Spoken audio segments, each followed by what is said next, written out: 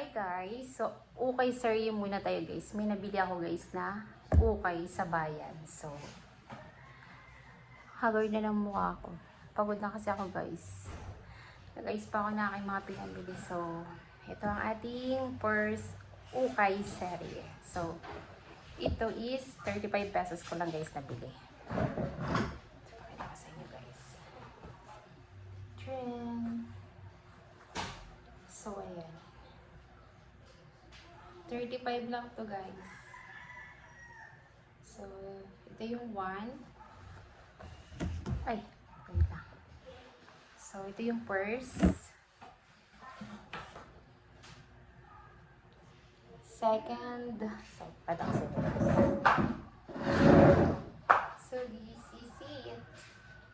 So, yeah. So, yeah. Next is this one. So, ito guys. So, 35 pesos lang siya guys. So, ito ay may stain lang siya ng konti. So, yun lang. Stain lang talaga guys. Kaunting stain lang siya. So, plancha lang natin. And next is this one. So, tingnan nyo guys. Ito ay so may ruffles dito. So, ayan. Tapos, sisikipan na lang dito.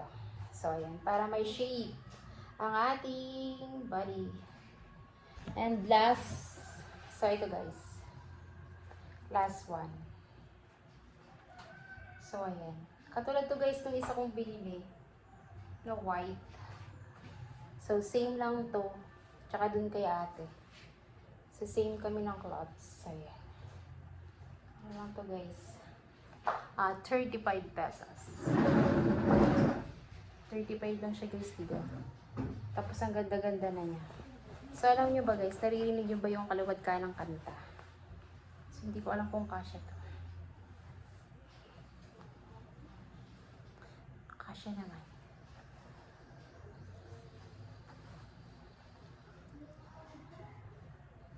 Subukan ko lang siya guys. Pag hindi to kasya sa akin, sa anak ko. Tumaba na kasi ako guys. From 54 to 60. O, diba? So, wait lang. Ayusin ko lang siya.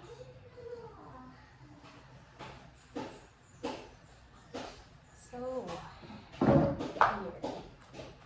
So, ayan. 54. So, doble ang damit ko dyan guys ha. Kaya, kala niya yung buntis. So, hindi naman.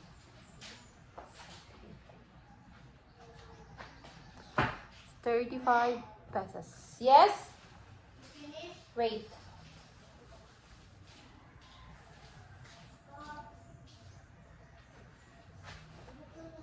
So, yeah. Ano ba niya, tita? Happy birthday to you.